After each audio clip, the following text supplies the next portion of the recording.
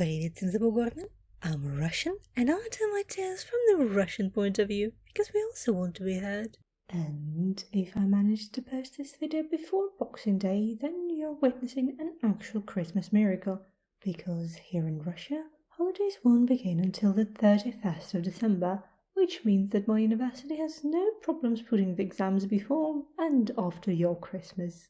For the hopefully Christmas video, I've decided to take a look at Hetalia, which is an anime where characters represent countries and stereotypes. I can't talk about every country in the series, but oh boy did they mess up Russia big time. But let's not talk about the bad things today and take a look at the Christmas episode. ロシアさんの場合、12月25日は僕の家では平日だよ。1月7日にクリスマスなんだけど、どちらかといえば新年を祝うって意味が強いかも。Yeah, that's true. Though there is a catch. The reason why Russian Christmas is on the 7th of January is because Russian Empire follows the Julian calendar, which is about 2 weeks later than the standard Gregorian calendar that most people use. So technically, we always celebrated the Christmas on the 25th of December. It just wasn't the standard 25th of December. And when the communists came to power and changed the calendar, the church never agreed to the change, and even till this day follows the Julian calendar. So technically we celebrate it on the 7th of January, but according to the church, we do it on the 25th. I know it's complicated, but so is Russia. As for the New Year, yes, this is one of the biggest celebrations in Russia. We absolutely love this day, and we go all out celebrating it. I remember seeing, I think, Mexicans bragging that they celebrate for 3 days while Americans only get 1. Well, in Russia we get 10 days. And that's just 10 official free days, because technically the celebration ends on the 14th with the old New Year. I know, it sounds weird, and when I was a child I absolutely broke my mind trying to understand the concept, but it's actually very easy. Old New Year is the New Year that was celebrated in the imperial times. I don't think that every family celebrates it, but mine does. We usually have a small family gathering, which is calm and relaxed, unlike the real New Year, and have some tea with cake. I really love this day. Anyway, let's move on. ちなみに僕の家ではジェットマロースっていう奇跡を起こすおじさんが来るんだよ。 Yes, this is true. We don't have Santa Claus, we have Ded Moroz, which the dubbed version called Father Frost, but it's actually Grandfather Frost. I remember seeing a few movies and cartoons from the US that try to hint that Santa is from Russia. No, don't do that. We make a big deal to differentiate the two. Ded Moroz lives in Russia in the town called Veliki Ustyug, and he travels using sleighs with 3 horses, December, January and February. Or magic, that's also a thing.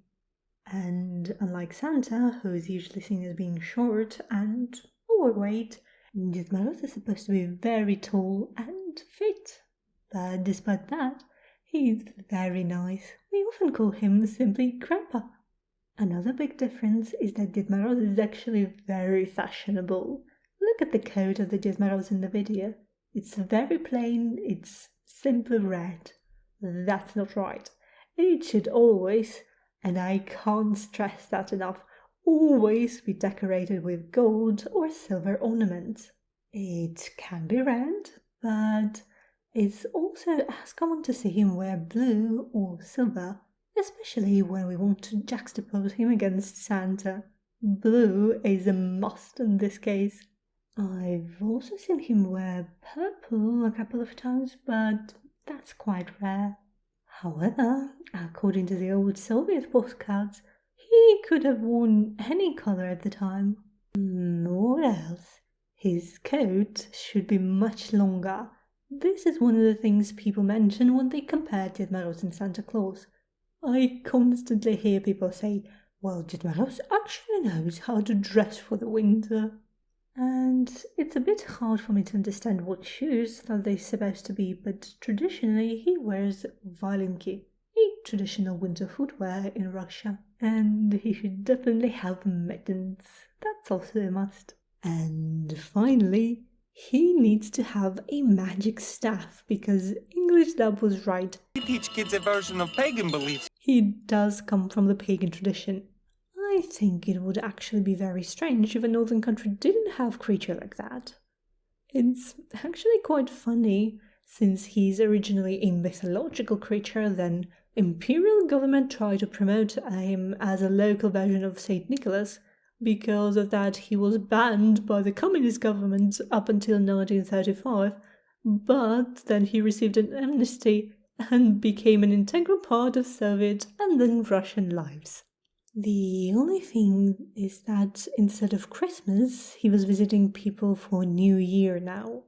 And I'm actually very happy about it, because one thing that I've noticed about US, though not sure about other countries, is that a lot of children love Santa, but because he's so heavily associated with Christmas, families that belong to other religions don't always allow Santa to be part of these holidays.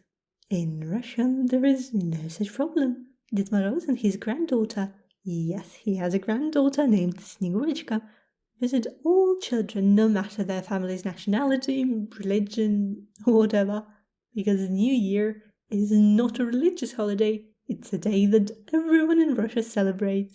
But okay, what else Hetalia has to say about Ded Moroz? よくその人形を作ったりするね。すごいね。Well, sometimes children do that for their crafts classes at school or kindergarten, but I wouldn't say that's a tradition. その人形は25日を過ぎると動くっていう話もあるね。What the actual hell? No one says that. Where did this come from?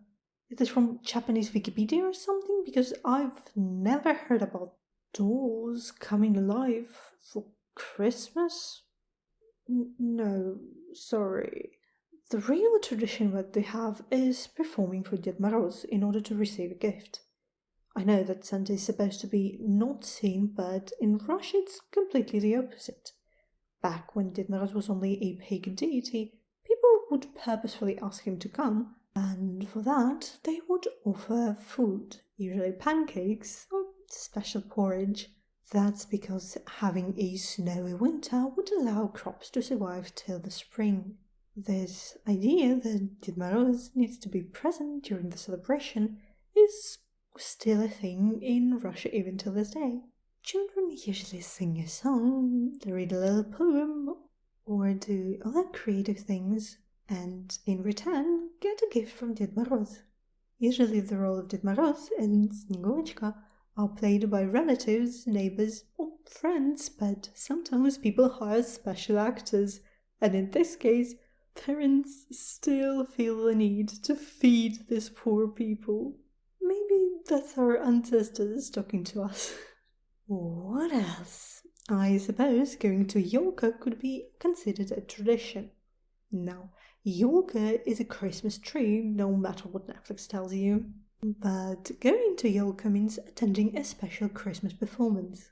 It's usually hosted by Snegurochka, and then somewhere along the line, Baba Yaga or some other baddie steals the presents, and all the children have to call for Ded Moroz, who of course will save the day and bring them their presents. As a thank you for attending, children receive some sweet presents like a box of chocolates or something like that. It's very cute actually. Of course, the biggest YOLKI is hosted in Kremlin. It was the same Kremlin YOLKI where Ded Moroz first appeared in the Soviet times. The kids attending were children of union workers.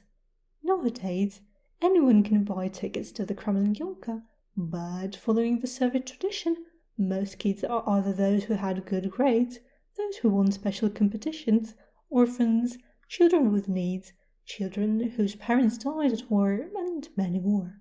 I even found out that they host special performances for deaf kids. That's so cool. So, no creepy dolls, yes to inclusive performances. But it's not. I thought I'll only talk about Russia, but since the episode also features Finland, let's see what I could say about Tim. フィンランドさんの場合、やはり最後はあなたでしょうと。サンタさんの話とかいっぱい聞かせて。Oh, I know. Finnish Santa is called YOLKI. And if I have any Finnish viewers, I'm so sorry, but this name is so funny for Russians.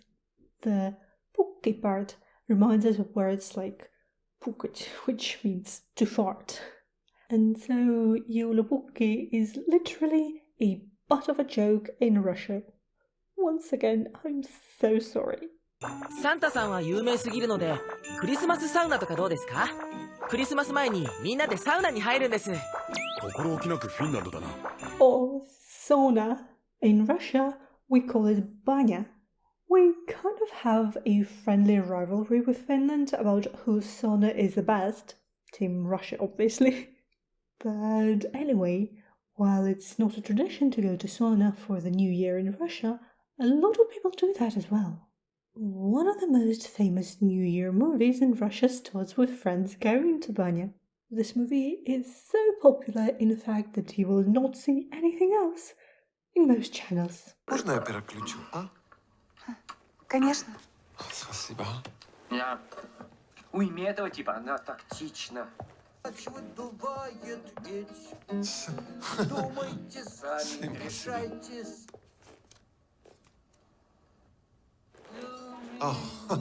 Телевизор сломался. I'm not exaggerating. あと、サウナの火の残りで鈴を溶かして水に入れて、できた形で新年を占うんです。Oh yes, fortune telling. We don't do these things in particular, but we do have a fortune-telling traditions during the period after Christmas called Svyatki. Because having 2 New Years and a Christmas is not fun enough, we might as well stick some Halloween inside that period as well. There is too many things to talk about and too many traditions to fit into this video. The way my parents explained it is that God releases all the creatures from hell because he's just so happy about his son's birthday. Because of that, the line between our worlds blur and different creatures, especially children, are more than happy to interfere in the lives of mortals. This is why it's extremely effective, but also very dangerous to tell fortune at that time. There is 1,000,000,001 methods that you can use, but I think the most popular ones, at least in my experience, are different predictions using cards. However, the most authentic and the most talked about is the one with a mirror and a candle that's supposed to show you the face of your future husband. It was believed that you could have lost your soul while doing that, so not every girl would go for the risk, but those who did had to do the following.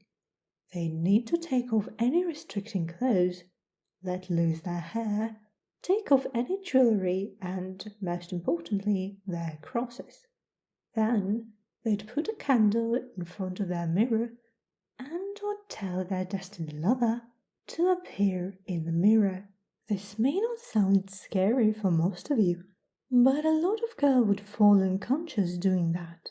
By the way, my grandmother also decided to participate in this fortune-telling, and to her dying day she swore that she saw my grandpa's face in that mirror. Oh well, this story is slowly turning into a Halloween episode, so let's stop at that. Thanks for listening, and subscribe if you want to learn more about Russia and Russian history.